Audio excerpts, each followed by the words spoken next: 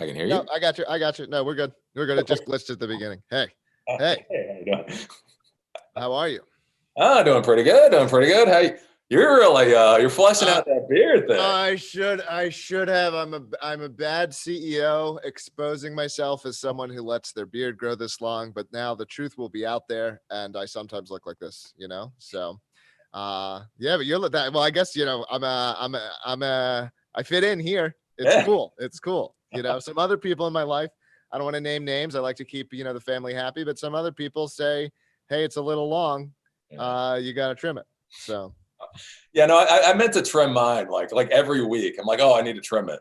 And now I yeah. just realize it's like 3 weeks later. I'm like, Yeah, oh. well, because every day you wait, that's like one, you know, 30th of a shave you saved. So the gains really start, you know, you like efficiency, the gains start to add up. Oh, fair enough. Oh, so how's it going over there, library now? It's going really well since the launch of Odysee.com, especially, but we've had a great year even before that.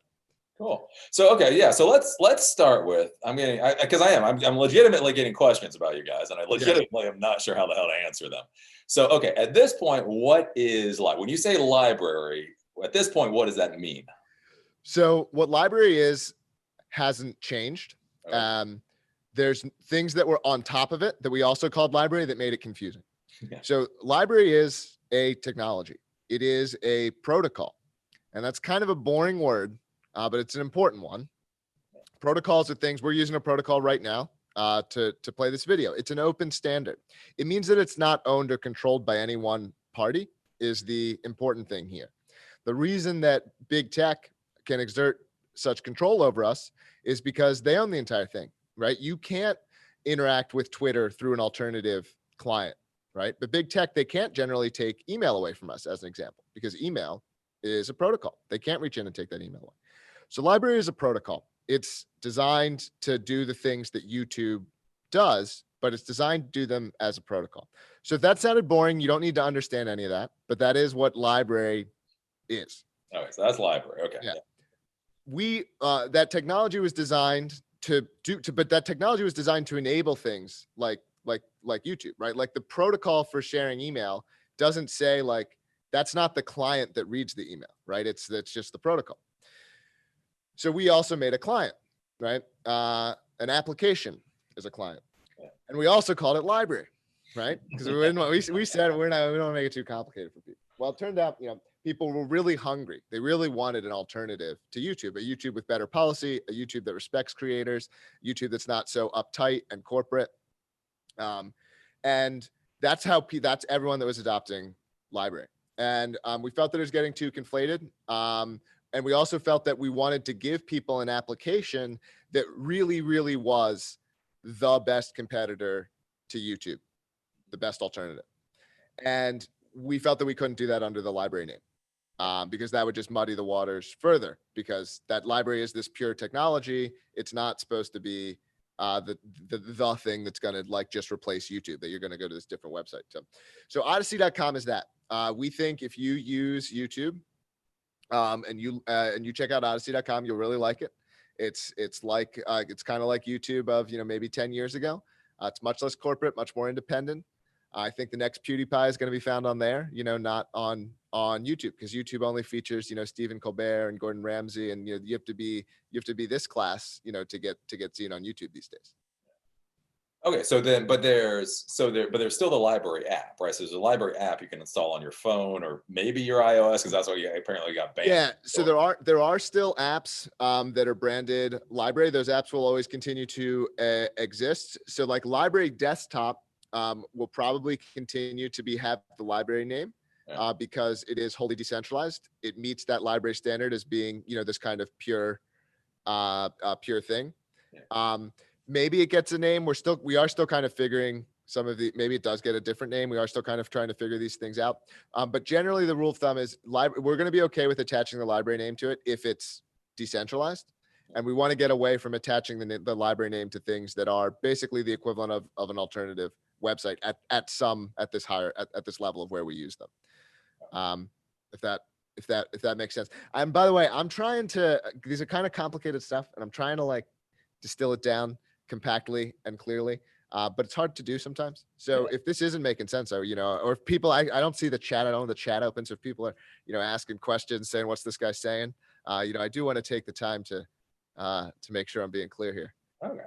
Yeah, I'll look at the chat and make sure. So, okay, so LBRY is the app, and that just happens to have the name. But then there's LBRY TV. So is that being deprecated? Or are you getting rid of that? We are not going to get rid of it until there is something that is basically completely equivalent to it. So we don't want to take anything away from anyone. So Odysee is not equivalent to LBRY TV. Odysee is not. It's equivalent in a lot of ways. So for the ways that most people were using LBRY.TV, Odysee is equivalent, right? Some people, a minority of people, maybe 5 to 10% of people, for example, use LBRY TV to do things like share files. Odysee is not going to be facilitating that. Some people used the LBRY protocol will. LBRY clients can. Yeah. Odysee.com is a YouTube competitor that uses the LBRY protocol. It can use, it doesn't, so it's not LBRY, it's a application, right? Different clients have different features when we use our email. Gmail gives me tabs, the other one doesn't. So this is how Odysee chooses to interact with the network. Another reason Odysee.com is we're not super loud about the fact that LBRY does this, but you can access mature content on the LBRY network if you opt in, because we're trying. LBRY as a technology is pure. There's no censorship layer the way that there is, so you couldn't put, there's no porn filter on an email, right? There's no porn filter on LBRY. I mean, there is one, so you have to opt into it, but there can't be one at that pure level.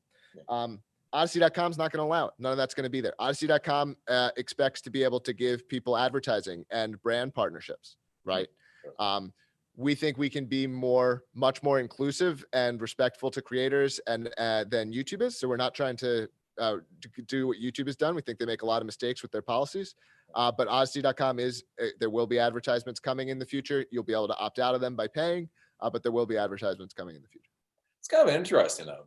So it's the slippery slope. I mean, the moment you say no porn on Odysee, isn't that opening you up to what's the next rule? Yeah, look, I'll just bite this bullet. Odysee is open to these things. Odysee is going to make is like we don't want to do what YouTube does, but LBRY is the pure ideal. LBRY is not going away. This company is still building LBRY. I believe anyone who's listened to interviews from me in the past, I'll be unequivocal about it right now. I'm a very strong believer in free speech. I believe in personal choice, as much as anyone basically can. But we're a business and we're being pragmatic and we're building a product that a lot of people are really hungry for and a lot of people want. Okay. So Odysee is not LBRY. They're different things. They're going to make different choices. LBRY can't even make the choice to do that. Right. So any fears about LBRY ever doing that, I think are completely not just unwarranted, they're unfounded. We have promised from day one and honored this promise. Everything we do is open source. Everything we do is standardized and documented. The whole idea of LBRY is that we can't control the entire thing. And that was true when we launched, and that's true today, right? But what we said from when we launched is that you could build things on top of it that could have different sets of rules. And now what we're doing is something that we said we were going to do a long time ago that we're only now just doing. Well, that's interesting. So with email, there's a crap ton of email clients. Is anybody actually building additional clients for LBRY at this point? Are there non-you LBRY clients at this point? So there are community members who have built one focused more around music. It's still in development, but people can run it, and it presents a UI that's more like streaming, songs and music. Yeah. And there's also someone maintains a fork of our, probably more than one person maintains forks of our official app because they want to fiddle with it in certain ways. Okay. And so with that, I mean, so basically they host that on a server, and then that's able to communicate with the LBRY network. Is that the deal, or? Yeah, that's right. Well, the easiest way to do it is you would fork our software, which is called LBRY Desktop, on GitHub. It's all open source. It's all licensed as freely as possible. You don't have to get permission from us. You don't have to call us up. You can make a copy of it. You can modify it, and then you can produce a program, an executable, a desktop application. Anyone can click that. open it up, and then that's going to interact with the decentralized library network. That is a client into this alternate protocol that facilitates discovering and distributing digital information. Yeah. Okay. And then how does the storage work now? Because especially when you're doing the app before, I mean, I understand it's more or less metaphorically like a BitTorrent client. But now if you're using web pages, so when somebody uploads a video, where does that actually get stored then? So it gets stored in the peer-to-peer data network. We do host additional copies at some places for streaming and performance reasons that are outside of that network, but all content gets hosted in the peer-to-peer data network. There are tens of thousands of nodes connected to that network at any given time. I will be forthright. I do have we started and we're very strong as a desktop client to start because we wanted to be maximally decentralized. The web usage has taken off. It's really taken off. More than 5 million people watched the video last month. But it has, because we want to provide that service well, we have spun up more nodes ourselves. They're running open source software. They're still participating in the network. We do have some concerns about that, if I'm being honest, because we are striving to be as decentralized as possible. All content of even moderate popularity, we think is sufficiently hosted, but especially as you go down the tail of content that's not particularly popular, we do have some concerns about that remaining available on the data network. We have some economics of the data network that we're continuing to build out and develop. So this is a problem that we think we want to solve. I would say it's probably not that important. I don't think that many people out there trying to censor stuff, and the content was already unpopular in the first place. But it is, I will admit, this is, everyone wants to use the centralized version, Eli. People like the idea of decentralization, and they like the user experience of centralization is part of the lesson we've been learning here over the years. Yeah. Okay. So then how do you deal with, because I mean, YouTube's problem, and that's one thing I don't understand with you guys, is that, so basically the more videos that get dumped into the centralized network, I mean, that every one of those, that requires storage. Yeah. And especially if you're a completely free service and you're doing this, I mean, because I know you dumped, you guys yourself, you dumped California College University, you dumped 20,000 videos. Yeah. So somebody comes on and dumps 50,000 videos, literally what happens to the system? Well, the Berkeley story, which is a great story, 20,000 college lectures were about to get deleted. The library community came together, downloaded them all, and uploaded them all to the network. And that's our chat.library.org, if you want to hang out with some of the people who did that. But library never made promises that your content would be, available, for all time. Library is BitTorrent-like in that regard. So it's a peer-to-peer network. People have to want to be accessing it, or you have to be seeding it yourself, or you have to be paying someone else to seed it. We've been very clear that there aren't free lunches out there. Okay. And that you should be skeptical of companies, that promise that. You can't have publishing can't both be free and guaranteed to exist in the future. Okay. So our goal is to make the system open and transparent and fair and efficient, but we're not promising, free infinite hosting. Someone's got to pay on one side or the other. Oh, that's interesting. So if I was going to really focus on, let's say, my channel or whatever, the best thing would be to use the library client and actually have a hard drive with all of my videos on it as a permanent seed. Yeah, well, I mean, your content's gonna, I think, end up hosted, and we are also hosting it in that network as part of the nodes we run related to our web instances. It's a great thing to do. So it's a very positive pro-social network thing to do. It's kind of fun if you're the kind of person who's into that. Some people are. Generally, we recommend using the desktop client if you're the kind of power user type person who wants to be managing everything, and you like having copies of movies on your hard drive. You're this kind of person, right? I think these are, being honest, and I'm one of them. I think we're kind of a minority. If you just, you're the Netflix, the YouTube.com kind of, just go to Odysee.com, and you don't have to worry about all this other stuff. And you'll barely know that the cryptocurrency and the decentralization are there. Well, the cryptocurrency, you'll know that it's there because there's this whole token and fun stuff with it, but you won't know it in the sense like it won't feel hard or weird the way that Bitcoin does to a lot of people. That's interesting. So if you're using Odyssey, then that's actually kind of interesting. So after a fashion, it is almost ephemeral content.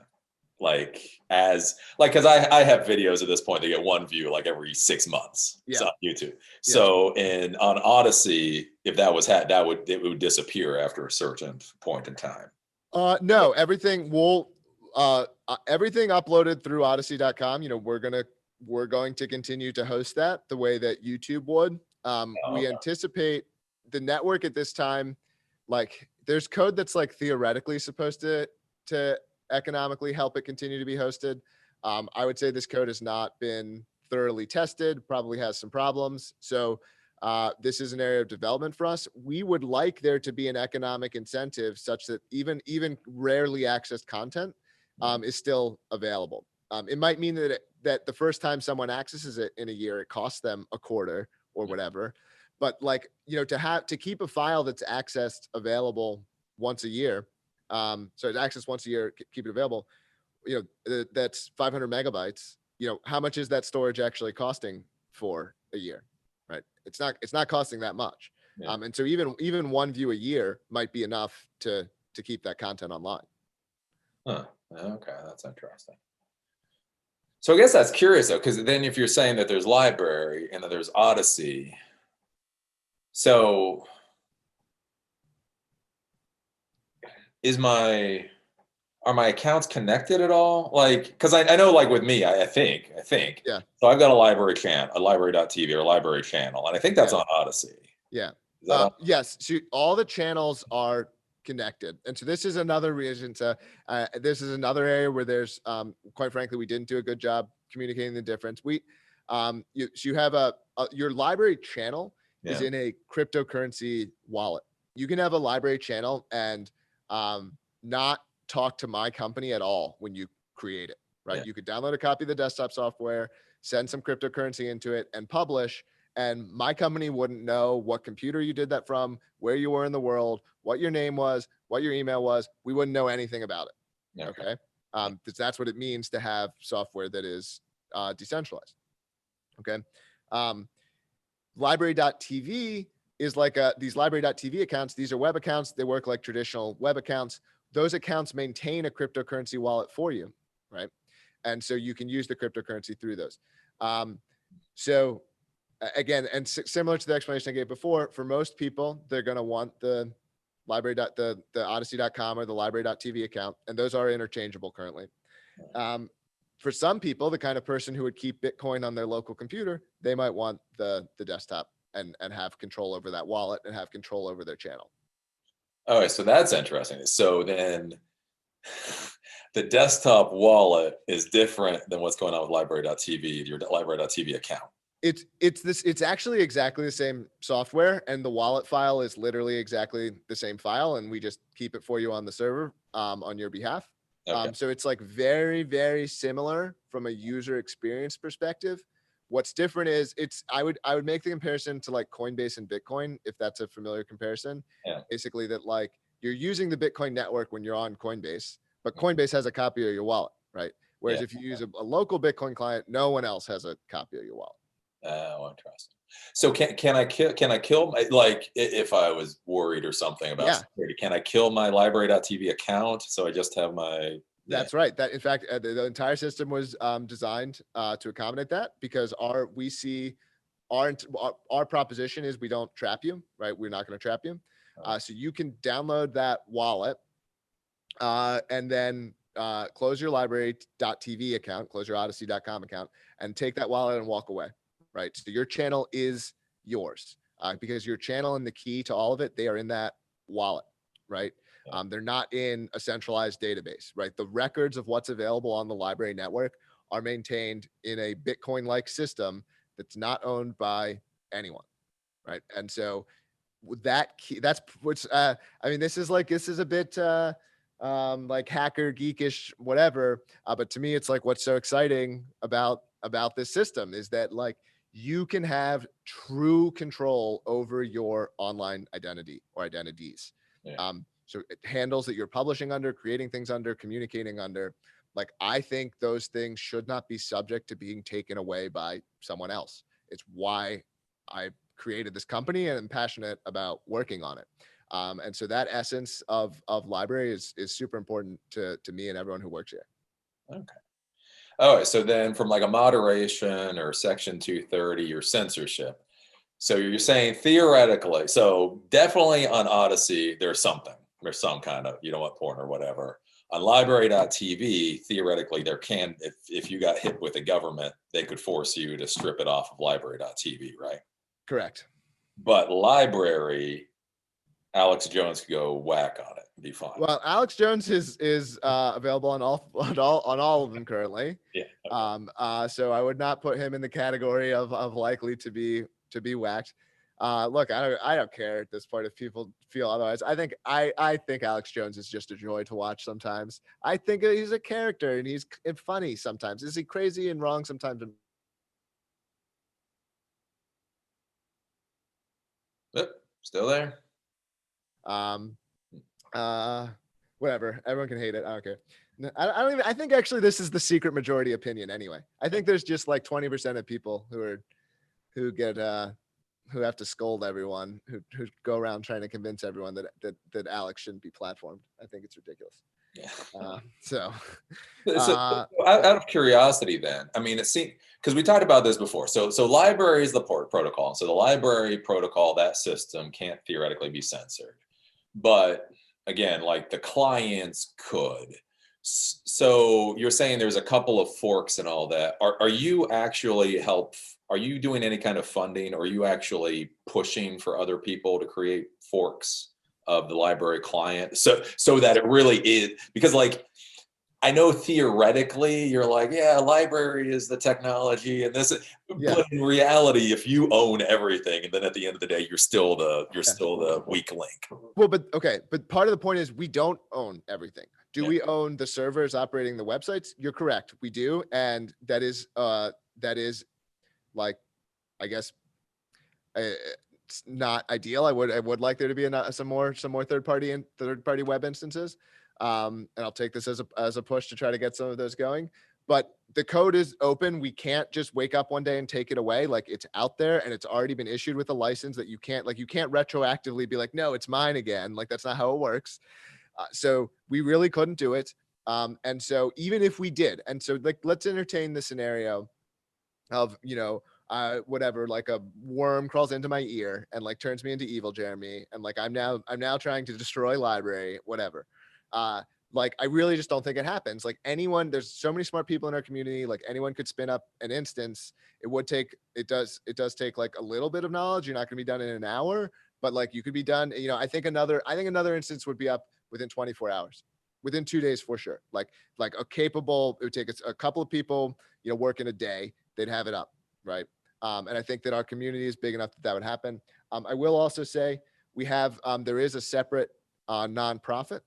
It's called the LBRY Foundation. They own LBRY.org. They run our chat and run our community. And that's the place.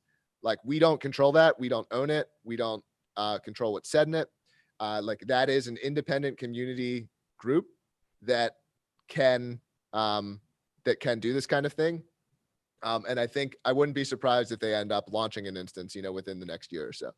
Okay, interesting. So then when you're so LBRY as the company, so we've had conversations before off, like who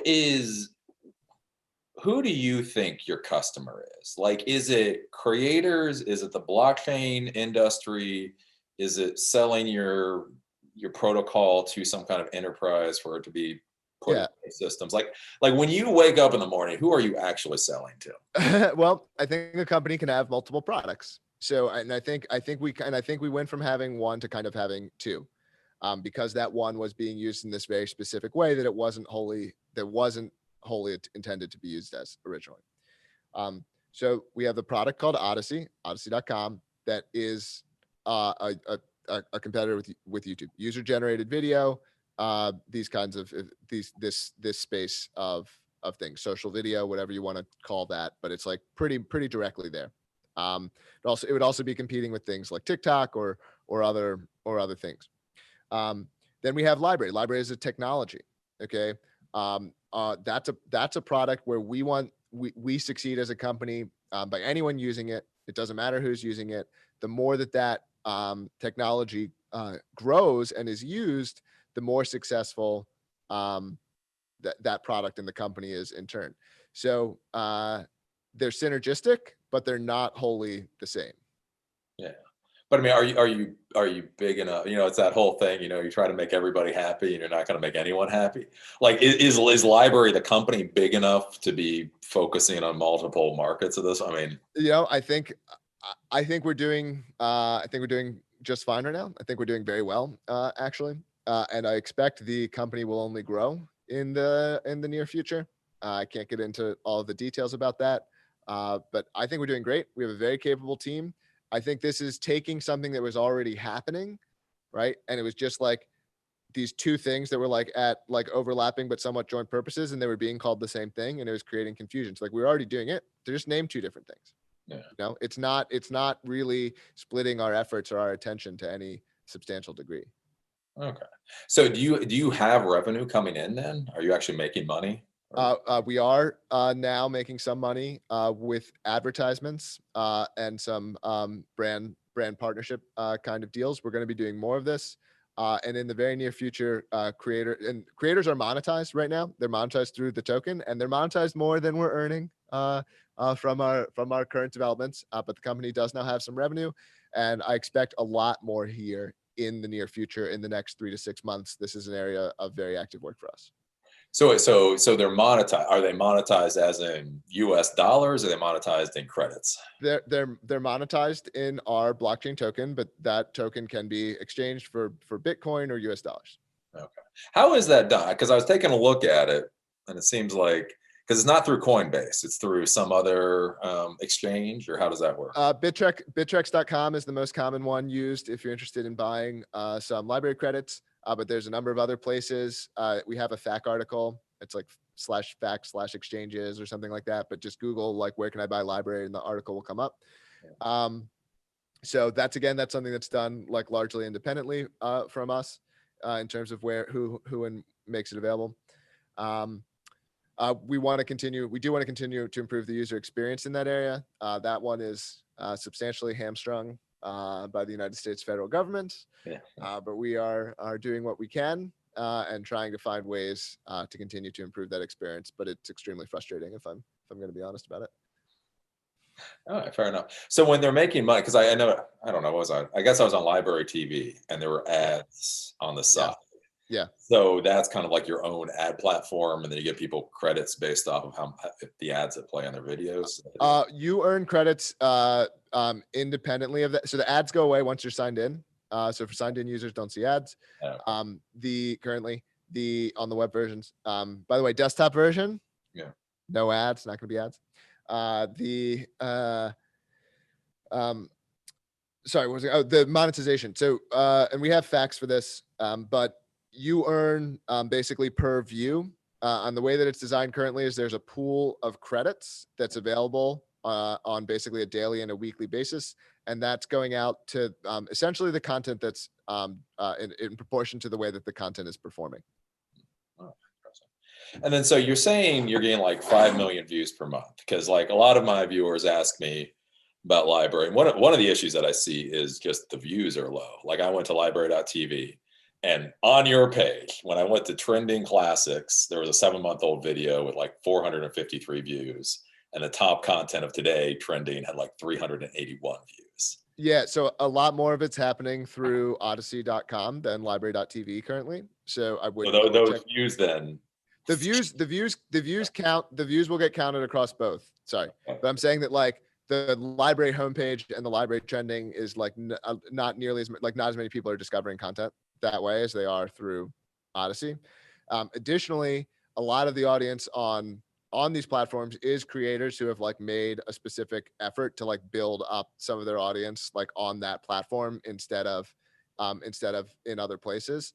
But you'll definitely see content views on content on Odysee, and it's more than 5 million views. I believe it's something like 18-20 million views last month. It was 5 million viewers. So the views are happening. Librarynomics, also librarynomics.com, tracks some of this. So you can also look at some of their stats if you want to dig in terms of, what's doing well and who and how. Yeah. Okay. Well, if you're getting that many views, then why the hell are the trending one? I mean, like I took a look at That trending is that trending is not from views. That trending is from cryptocurrency exchanges. Oh, what? Oh, Jesus. Okay, what's that then? Like. So that, yeah. That's also why. Yeah. So another reason we did Odysee was, getting some of the decentralized discovery algorithms and so on have challenges. It's still something we're working on. But the way that trending is calculated is basically by how much that content is being tipped and supported by viewers. So it's not views, it's not straight views. Yeah. Those tend to track because a lot of views are compensated, but they don't overlap. And if some content is getting tipped a lot independent of views, that can make it go up. Oh, I see. Yeah, you should put some like asterisk or something. Because I looked at that, like when I see trending, I just assume it's views. I mean, I don't think it's whatever the hell. It's a coincidence, but I'll just give you the credit. We were actually talking about this morning, but now I think we really need to bump it up. So I think you'll see something here in the near future. Okay. That makes more sense then. So then, like when you're growing LBRY and all this, like what are you doing to actually get more users in? Because one of the interesting things now is like just like the streaming wars, there's getting to be too many streaming services in general. Like now, you got LBRY, you got BitChute, you got Steam. I mean, you're actually starting to get a lot of these platforms. Like what are you doing to grow and try to be competitive with the other platforms out there? Yeah, so there's a lot that we do, although where I'll start is by simply having a better product and a better roster of creators. I don't think there is any video alternative site that compares to the product of Odysee or the roster of creators that you can find. So I kind of think that, look, we're not we certainly want to continue to grow from users who are still using some of those platforms. But I think anyone who's used those alternatives as well as Odysee is basically going to say that Odysee is better and Odysee is the future. So we look at YouTube, like YouTube is who we want to defeat with Odysee, not the other alt tech platforms. In terms of how we grow, a lot of it is word of mouth. I mean, I do interviews to, with creators. And we do some sort of like marketing and social media campaigns, but we're not doing ads. We're not doing ad buys. We're not doing paid user acquisition. We do try to build relationships with creators because we have found that one of the strongest things that brings people over is when a creator, basically is bought in to that brand being a credible alternative and encouraging their audience to go over to Odysee. And so we try to encourage that, but it's mostly that, like, a lot of it is like genuine spread.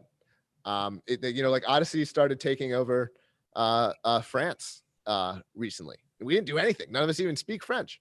So like I'm very welcome. I'm very glad if there are any of those people listening to this interview, I'm very glad to have you on the platform, and we very much want to accommodate them and support them. But it feels, I'm not trying to rest. We're pushing very hard around here, but like it does feel like there's sort of a gem of something, of this idea that's out there that's in the wild that's spreading, and it's kind of like going on its own a little bit right now. Okay. So like most startups, seem to just burn cash. You don't seem to be doing. Is it you don't have the cash? Like why? If you're doing so well and the product testing class, blah blah, why not burn some cash to get some? I think that could happen soon. That could happen soon. We just launched Odysee. In fact, all right, you know what? I can't say too much. Some of this might be happening just a little bit already. Not the paid users, that I was correct about, but yeah, we're starting just a little bit, and there's going to be more in the future. I think after some news I can't talk about just yet. Okay. So I'm guessing that news you can't talk, because I was looking at your funding, and so I guess in 2016 you got about $500,000. Yeah. Per Crunchbase. Have you gotten more funding since then, or you can't be still be burning through $500,000? No, we're primarily funded through our blockchain token that we created. I think there is an opportunity to do even more than what we're doing off of that. So we are looking at some options, but that's the primary way that the company has been funded. Really, you actually make enough money for? I mean, like they're pre-buying, or like, I mean, how much money, how many tokens are people buying? We release reports on this at LBRY.com/credit-reports. Okay. So we've released quarterly reports about how we maintain our balances, basically since the beginning of the company. So we're very transparent about this as well. By the way, anyone who's into transparency, you dig in, you'll find like we're like the most transparent company out there. So it's all detailed. I don't know. I don't want to like. Well, I mean, can you tell us like how much are you selling in a quarter then? I mean, just something very basic. It's variable. It moves around. We've sold about between rewards, like user rewards, and what we've sold, we've moved about 100 million LBC, so about 10% of what will ever exist, and about 25% of our initial holdings. So we still have, I think it's a little under 75% now, but we still have somewhere around there in terms of what we started with. I mean, what does that look like in US dollars? I mean, like, I don't know. It varies depending on when you sell it. And also as I talked about earlier about how annoying some things are, like, these, basically the legal perspective is like these things have a price, but you're never ever supposed to talk about the fact that they have a price. So I just got to kind of stay away from talking about it too much. It's confusing. It's complete nonsense. It's complete nonsense. Yeah. I can rant about how like I wish I could be having this conversation differently, but like it's kind of okay. So that's it. So is this like an SEC because I know like a lot of those. Not this exactly. I don't know. Like I never want to put my foot in my mouth, right? And I feel like I'm maybe even doing it just like talking about it in this way because it's really annoying because there are things that I think that are true about how cryptocurrencies work that are necessary of the technology. It's like there's all these laws written. It's like you have all these laws written about, I don't know, like horse and buggies, right? Yeah. And then the automobile gets made, and everyone's like reading these things, like trying to understand how they apply to this thing that's like not what the law is written about. And then there's a bunch of arguments about it, and you pay someone a bunch of money to like attempt to like parse how these other people who you're not allowed to talk to will actually interpret this, and then you're supposed to act off of that. And so consequently, what you get is like effectively like extremely conservative advice, right? Because no one understands what they can do because there's no clear rules. So one of the things though that you should generally, shy away from talking about is basically anything related to the price of the token. Okay. As a content creator, all I care about is the price of the token. But I am aware and like wish so much that I could have more open conversations with the public about the price of the token. Okay. But I can promise you that almost everything I say and that we say as a company like gets read by someone else. Yeah. So how many employees are you up to at this point? Well, it depends on how you count them because it ranges between not everyone's full time, and we have very enthusiastic contributors who we also compensate somewhat with the token. But I would say there's around 15 people putting in full-time effort around here. Okay. Is that a distributed? Because especially with COVID going on, has that changed how you run the business much? A little bit, but not really. We were already a fairly remote company. We do a good job, I think, and sort of trying to. I don't even know how some of these people find us sometimes, but there's a lot of like very, very bright technical people who I think maybe they care a lot about the idea, and so they come and check it out, and then they find out our code is good. And then they get involved, so like I could talk about, there's a guy in our company, his name's Victor. He lives in a rural town in Brazil. Okay. He, without contacting us, checked out our code base, found a problem with this, like, I forget if it was encryption. I think it was something the way that a file is like chunked and split up into blobs and like hashed and various things. And he's basically like, hey, I noticed this was slow and it was getting called a lot, and now it's 66% faster, right? And he just submits, and it's like 12 lines of code, And he submits it. Never even said hi to us before he submitted the code. And so, people like this will come out of the woodwork from time to time, and we try to encourage them, and sometimes we try to hire them. All right. So if you have like 15-ish people, so since you've got Odysee and you got the protocol and you got these things going on, like what do your departments look like? Do you just have a tech department? Do you have a moderation department? Like what does your company look like if I was looking at it? Yeah, so a lot. So some of this gets into, so like, for example, we kind of have a moderation department, but they're somewhere between like volunteers and like we get like we give them some cryptocurrency as like a stipend and a thank you, but I wouldn't say that it's like,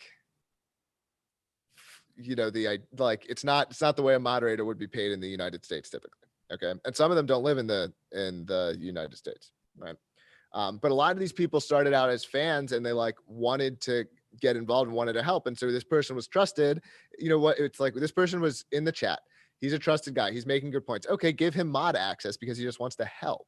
And then they're helping. And then you're like, well, we should give him something, And so and that's true of even some of the developers and the way that other work has happened around here. But in terms of the division, in terms of like paid employees, it's very heavily slanted towards technical. So we're about between 2/3 and 3/4 technical. And then everyone else is on the like growth and creator relations and social media and that side. Okay. I mean, do they just wear whatever hat they have that day, or do you we have creator partner and I mean, we have some very dynamic people. I mean, truthfully, I'm still doing a lot of the communications because I just know everything that's going on and don't mind talking about us. But there are other people involved in that process. Okay.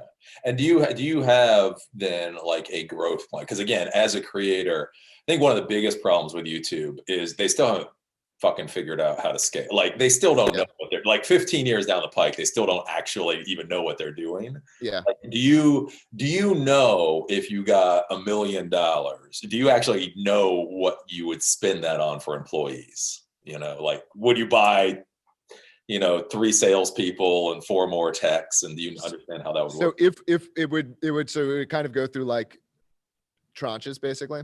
Yeah. Right. So certainly the first additional thing that we would spend money on is just a couple more people on the growth side.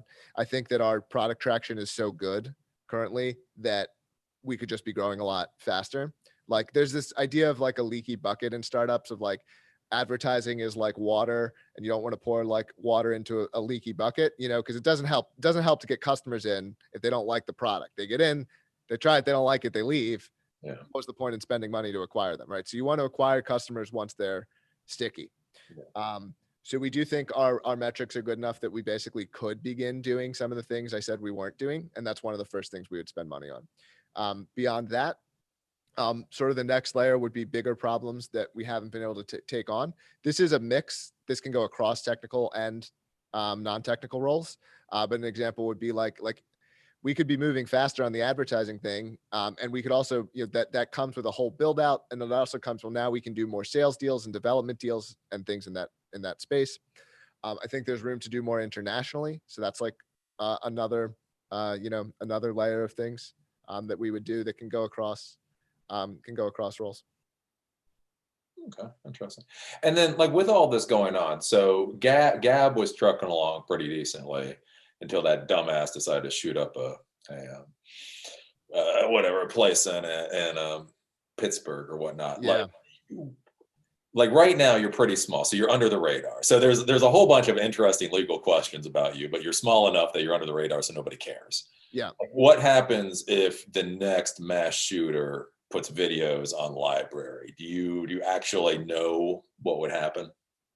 Or do you have does anyone, do I know? I have a high bar for knowledge, Eli. So asking me if I know something is well, no, but do you have lawyers? Because I mean, that really, they were hammering the hell. Yes, look, our counsel we have very good legal counsel. Yeah. Something that we do spend money on that I didn't talk about is legal expenses. And we've had the same counsel for several years. We've tried to be conservative. There are unknowns. So like, I can't be unequivocal about what the United States government is going to do. Yeah.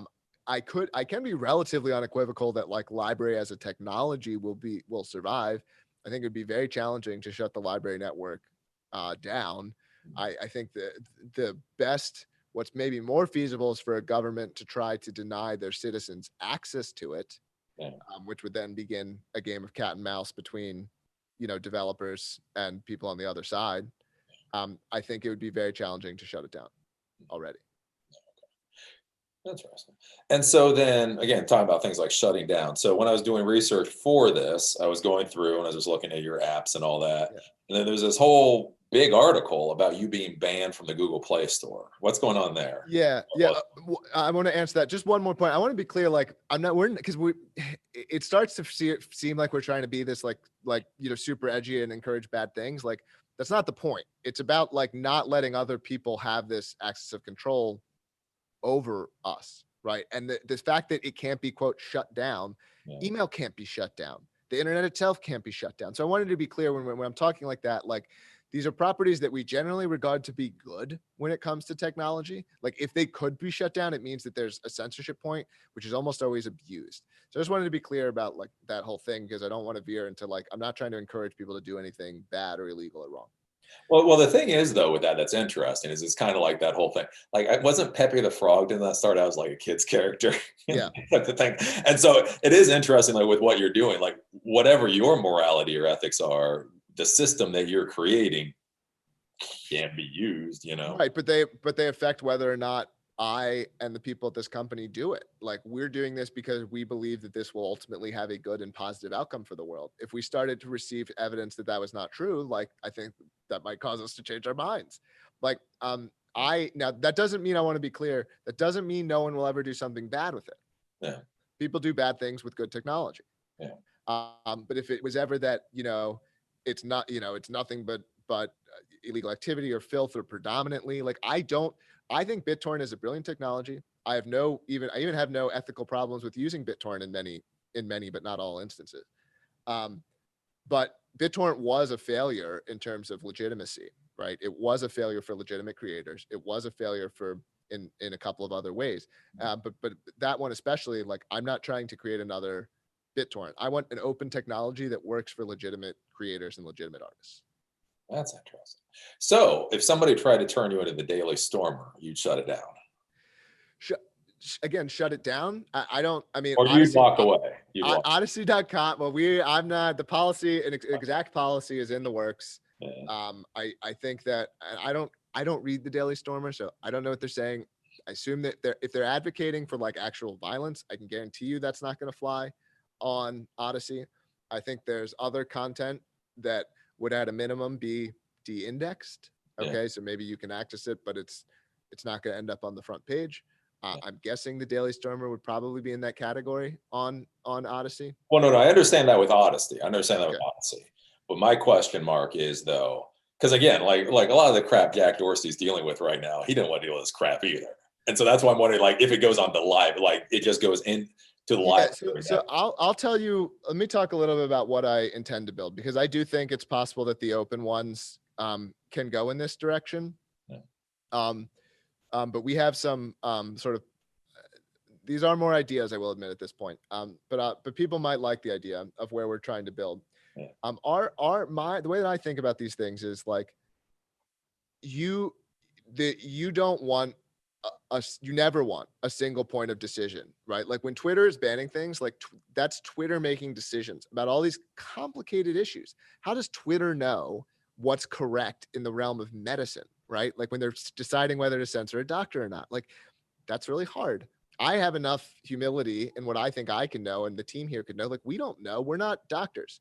It might seem probably wrong to us because like other doctors aren't saying it, but we don't know to overrule someone who's like literally a licensed medical doctor. I don't want anyone on my team to ever overrule a licensed medical doctor because none of us are doctors, right? YouTube and Twitter override licensed medical doctors. They take down licensed medical doctors. They're still allowed to practice medicine. They take down their content. I think that's crazy. I think a much better model would be to actually grant access to third parties and let those third parties not take it down, but issue statements and labels. So the WHO says this is false. The CDC says this is false or misleading, right? Okay. And let people, depending on the instance, depending on your audience, have their accounts either opted in or opted out to certain classes of these labels. So like, honestly, the default American probably wants to and ought to, not watch content that the CDC disapproves of, right? I think there are intelligent people with reasonable criticisms of the CDC. I think if you took the average person of average ability, of average intelligence, and they had the choice between like listening to the CDC or like potentially being taken in by someone who disagrees with the CDC, they'd be better off universally listening to the CDC, right? The CDC would steer them better than like, potentially getting caught by a nut, right? I don't think the nut I'm not saying they're even nuts always. I'm not saying they should be allowed. I just like that stopping that person from talking. So I don't want to build that, but people absolutely want to and should, and rightfully so, are going to at times want to opt into a third party says that that's true or says this about it. That's it for me. I trust them. Okay. If they say it's false, I don't need to see it. All right. So when you're talking about that, is that going to be is that a component that's already in your blockchain, or? No, I want to build that into the blockchain and the protocol. So basically, the general idea is actually just third-party statements or attributions. So it doesn't have to be something that's restricted to just the CDC. You, Eli, could go around and say, I, Eli, think that this is false or misleading or awesome or amazing. If there's positive things we can do with the system too, besides just stop bad things. And then there's all kinds of interesting things you can do with that information once you let these identities make these kinds of statements and claims about things. That's a really vague way of putting it. And these ideas, I will admit, are at kind of like the frontier of my own thought and development. So I may not be communicating them clearly, but that's the idea. So how hard is it to put these new ideas into the library technology? Because I know we talked before. This is one of the things we're gonna. We don't exactly have the bandwidth to tackle this right now. But I think this system could be built if I think a couple of people could accomplish this in 6 months, a year. It's definitely not something you do in 2 weeks. But I think it will come. I think it definitely will come. But this would have to be then a fork. You basically fork, so it'd be library 2.0 to add this kind of stuff. Like, how does this get added to library? It wouldn't be, I don't know if this would even require a hard fork. I think the existing system actually could accommodate this. You would need to write new software for like essentially interpreting those things at a level above the blockchain. The blockchain is, I wouldn't call it simple. But it offers, part of the design offers a lot of flexibility. Essentially there's like various fields that are effectively like, in a computer science perspective, like arbitrary bytes, if that makes sense. Like they're blank, you could put anything in there. Okay. So you can use these to kind of, and now later say that this field is going to be interpreted as, in this transaction that was signed in this way, this field now means this type of statement about it, or this field contains the statement if you decode it this way. So you can frequently make these changes without needing to hard fork the blockchain. Not always. We haven't designed this out fully, so I can't say for sure. Even if it's a hard fork, that doesn't really necessarily create a 2.0. A lot of blockchains have hard forked. No one continues to run the minority fork. So we've hard forked once or twice. So with the blockchain, and just out of curiosity, just for my own, so is there a hard schema in there, kind of like you would have with a MySQL database, where this is the last name, this is the first name, this is the tags? Is there a schema like that, or is it more just? There is a schema, but the schema is not defined as part of the consensus algorithm. So the schema is defined. There's actually, I believe the repo is called types in our GitHub. It's fully specified. And so basically that the level above the blockchain, like the wallet server, or the local libraries, basically they have a copy of that defined format, and then they look at the arbitrary data and like attempt to interpret it as if it's that format. And if it doesn't match, then, it would be discarded or not considered or not displayed or whatever. Interesting. Okay. So Okay. you could theoretically, like if you directly interacted with the blockchain, like issue transactions that included data that was like just garbage, and then, but they would just, and this is true in Bitcoin, right? You could do this in Bitcoin. You could issue transactions. It's not any different than Bitcoin, what I'm describing. Bitcoin has, you could put in garbage in like, various fields, and then, but it would just be, it would be carried along. It'd be part of the transaction, but it would never be used for anything. Yeah. Then let's swing back. So let's go to the story about the Google Play Store. What is all that about? Oh, yes. Thank you. We lost that one. Yeah. So, they took our app down, without warning, with no notice. They took the app down for a video that is made by a woman. I'm going to embarrass myself and not have her name off the top of my head. She wrote for NCIS. Anyway, she's a Hollywood writer. I'm sorry for forgetting your name. It's a comedy sketch. There's no nudity. There is, basically like simulated sex, but no nudity. It's the kind of thing you would see in, I don't know if it'd be PG-13 or R, probably R, but it's definitely not NC-17 because there's no, no bits. And it's comedy. It's not designed to be, the sketch is a Nobel Prize, not Nobel Prize, Guinness Book of World Records. Person is there observing, Nobel Prize for sex, though. That'd be something. Guy is watching them, and so YouTube took it down. They said that this is, basically against our sexual content policy. Okay. And they just took it down without warning. Your URL breaks, nothing works. We were in good standing the whole time. So one, even before anything else, I think it's like just a ridiculous way to conduct business. Like even if they were in the right, like suppose it was like literally something that was against the policy, like an app has been in good standing for a year. Like we're not trying to, I think it's very interesting how like unilaterally they just take it away. Cause it's the same thing they do on YouTube, right? Where it's like, you get a strike, whatever, it's just gone, right? There's not any, like, there's no like pre-ability to discuss it. These things just kind of happen to you and they come on down from high and you can't do anything about it. And so I'm very sensitive to that kind of thing. And it's, we actually, despite I know creators face it, we as a company haven't gotten it from them before. So, anyway, we resubmitted it and that content just wasn't on the front page anymore. Right. So we resubmitted the app and it went through. We said, well, we fixed it and we resubmitted it. Now the video is still available on the network. We didn't even block the video from the network. Okay. And we resubmitted it and they let it through. I have been now when I filed a dispute as part of it. And when you filed the dispute, I said, I think you guys made a mistake. Okay. Yeah. So that's what we did when we filed the dispute. They took it back. They haven't provided clarity as to whether they're accepting that. I've been emailing them every like 7 or 10 days being like, will you tell me if this content is allowed or not? I need to know how to run my company. And they won't answer me.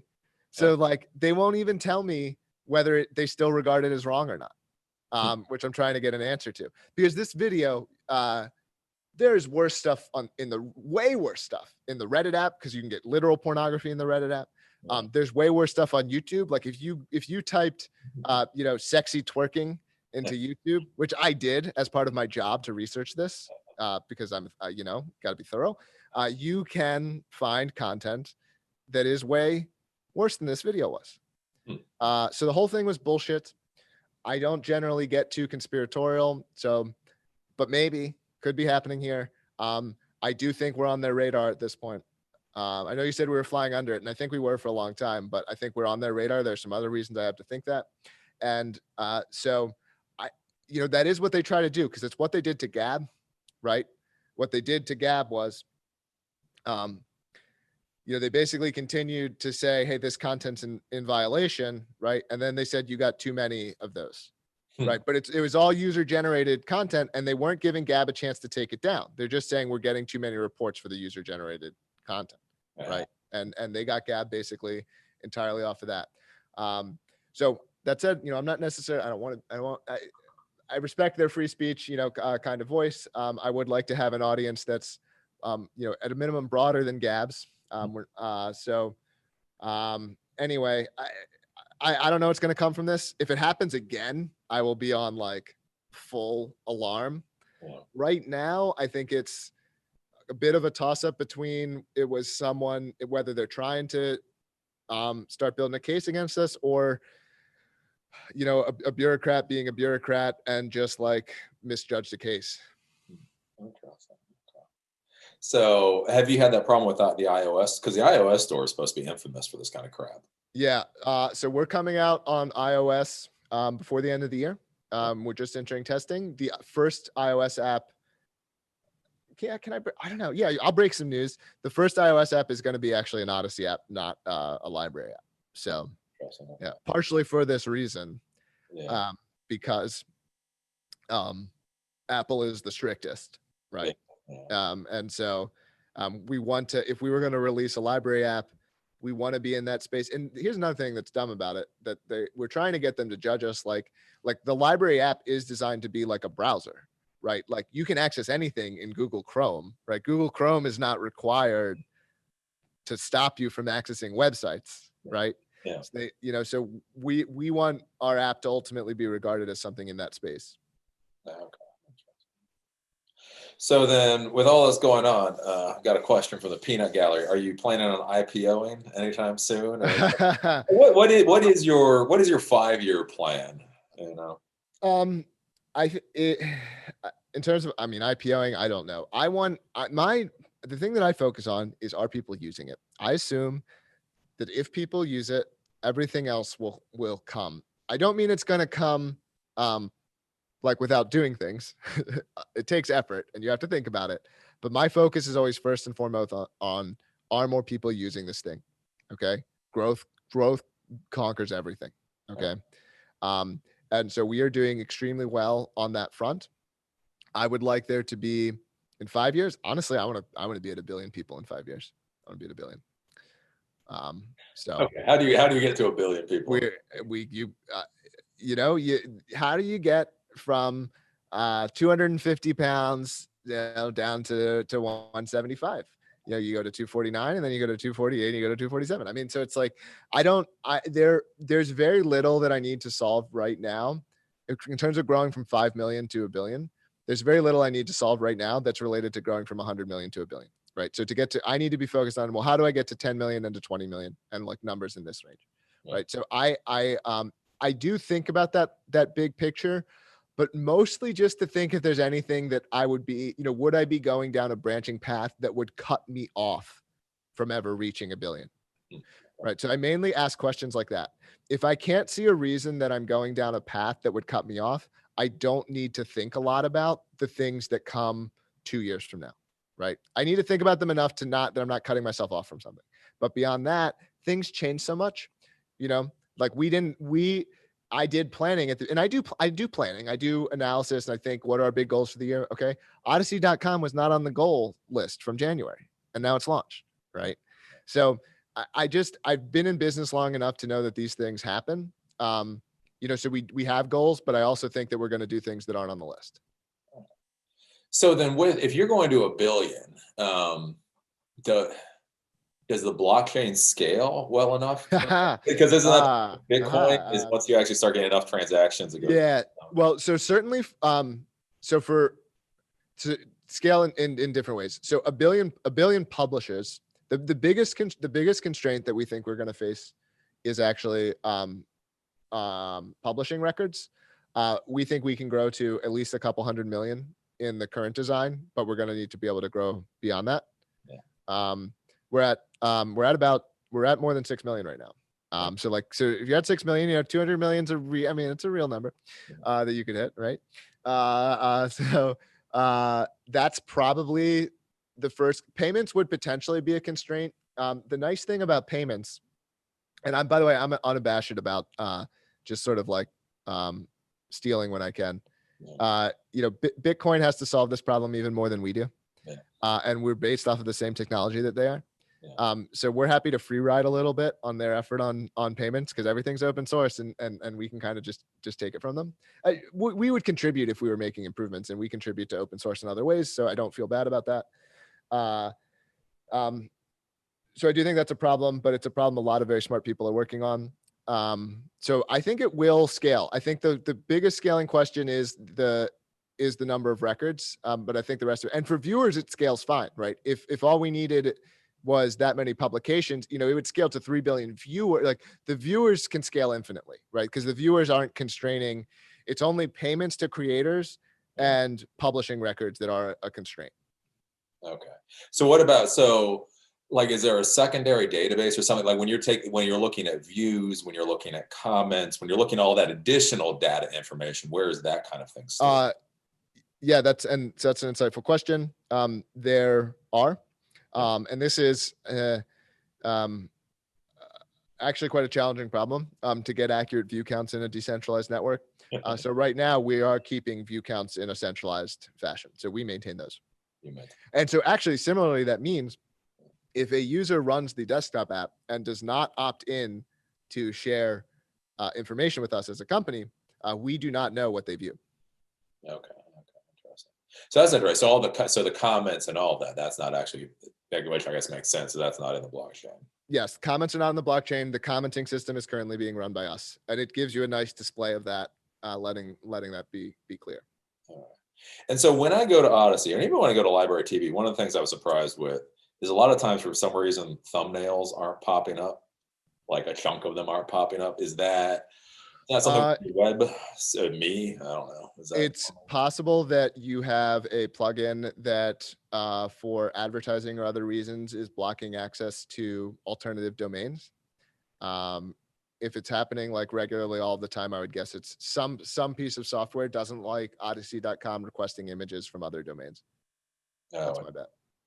Oh, okay, because it's not. That's kind of curious. Okay, so there you go. So I want to go up to a billion users. So how many? Out of curiosity, like how big do you think your company might be in 5 years? I mean, I think we could be very big. Well, I think the amount of work being done on the technology and so on could be very big. If it's my company, I don't know how large of a company I can run, given my personality and leadership style and so on. I'm very self-aware. I'll be at this company for several more years. I'm not suggesting I'm going anywhere. I'm going to be here for a while. We have a lot to build. It's very difficult for me to imagine running like 1,000-person company. It just really is. Yeah. Once a company is so big that like I couldn't know everyone working at it, I think it'd be, I don't know. We'll see how things go. I don't like bureaucracy. I don't even really like power that much, Eli. And so like having all of these layers of authority and so on is just things that like, we run the company like fairly horizontally. I do think authority is necessary. I'm not like authority shouldn't exist. But I like low power distance type things. And I think it's hard to have a really large company that works that way. Okay. So you don't think you're gonna get up to like 1,000 employees or whatnot? I think maybe. I mean, I think 1,000 people will be working on LBRY. I mean, look, more than 100 people contributed last year. So I think there will be 1,000 people working on LBRY in the future. I mean, one of the things is it is this open. Also, it's just, who knows what's going to happen? Odysee could spin off. There could be other services, other apps. We're actually okay. This is another one. I shouldn't even talk about this one. We're looking for opportunities to launch other apps that do different things with the appropriate business partner. So, I think the amount of work and 1,000 people working on it, yes. Whether it's all done under one sort of traditional kind of monolithic company, I don't know. Okay. And then as far as LBRY, the technology goes, do you think you will ever hit the point where you're like done? Like if you figure out all the you have like 1,000 tasks, do you think you'll ever get to a point where you hit all the tasks and you're like, okay, the technology is more or less, it's good. We can walk away from it now and focus on other things. Me personally, or like the world? I think, well, everything goes away eventually, where no technology is going to be used forever. So I think anything you're building, you want to build something with a very, very long shelf life. Are we going to be using like HTTP or BitTorrent, 50 years from now or 100 years from now? I don't know. Probably not. Could what we build maybe eventually evolve into those things? Maybe. I mean, the world is not static. When people think that things are done, generally a decade from then, people aren't using that thing anymore. Yeah. At least a lot of the time, not always, but a lot of the time. I think the core idea of what we've hit on with LBRY is very, very important. And I think it's going to continue to exist. The idea of a registry or a listing of digital content that exists, who published it, when, what's their name, and can they prove who they are? I think that's incredibly powerful. I think it's a genuine innovation that didn't exist before. And I think that it will continue to exist in the future for a very long time. Got a couple of dollars here. We got a super chat. Not sure. So is LBRY like IPFS? Yes, sure kind of. Okay. Yes. What's IPFS? So IPFS is another sort of, I would call it in the BitTorrent space. What's different is, so LBRY is very much focused on actual sort of basically like consumer and user experiences. How do we build applications? How do we allow application experiences that mirror that of Netflix, YouTube, Amazon, maybe Substack, because it doesn't have to be just videos, things in that space. We want to enable that. We're less focused on just giving an address for data and that being available, right? We don't recommend that you use LBRY for, sharing your big data sets. We don't recommend that you use LBRY for backing up your personal stuff, right? IPFS is also decentralized. It's more in that space. It's less focused on discovery. It's less focused on, creators who want to build an audience. It's more focused on, IPFS is more directly like BitTorrent. It lacks all of these things that BitTorrent lacked around like the actual applications, the discovery, the creator identity, Yeah. Oh, cool. So so is there any final thing you want to say to the peanut gallery? No, it was great to be on. I hope, I normally say this, but we were live, so I couldn't, although live streaming is coming. But if you're watching this not live, definitely you should have switched over to Odysee.com at some point during this show. And please just go over there, create an account, check it out. You're going to love it. Cool. Okay. Well, thank you for showing up for us. Thanks, Eli. Yeah. See ya.